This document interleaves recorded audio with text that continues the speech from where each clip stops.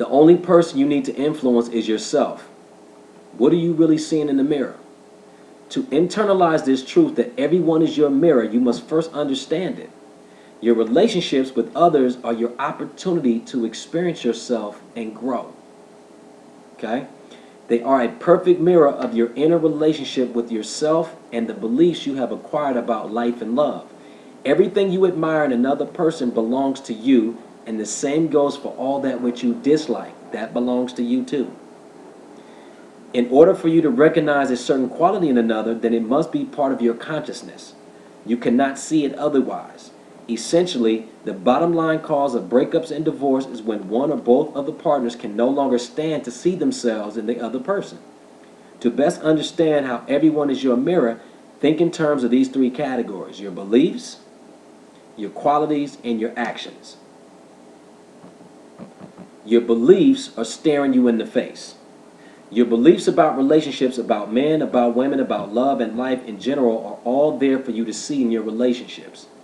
We have all acquired certain beliefs throughout our lifetime that cause us to react and act in certain habitual ways that either support us or don't. This is most notable in our relationships because in order to experience anything or anyone, you must first relate to it.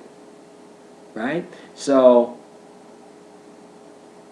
a lot of, like, after my pops passed, a lot of the women that I had dealt with, we had that in common. We had some sort of loss in common, right? So either they had lost a parent or a significant other or some type of shared pain that we related to each other, right? So that's where the connection lied, and underneath that is we understand that experience, but also that emotional unavailability I'm talking about.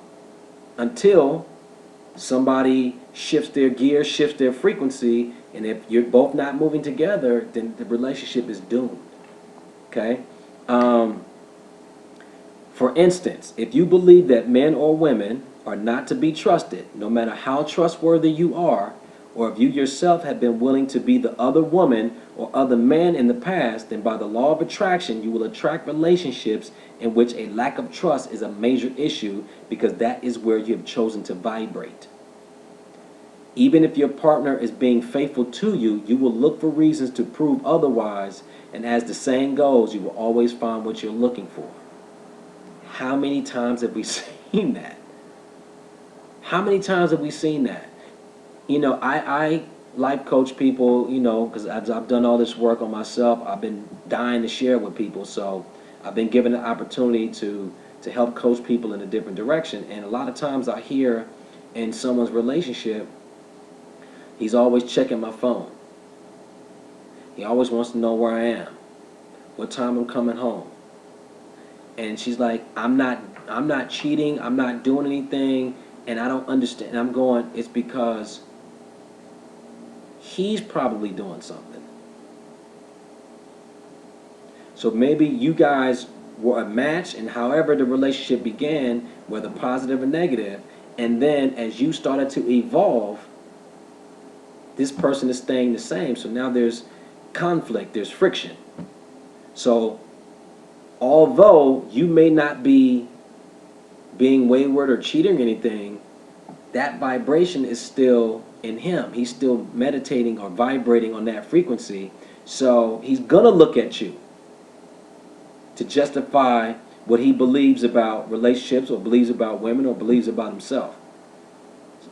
Right? So he's got to justify that to himself, and that's with the where you going, who you out with, how late you going to be out.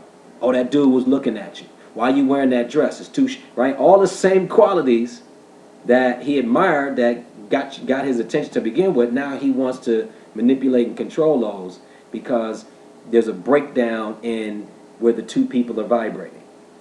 Okay?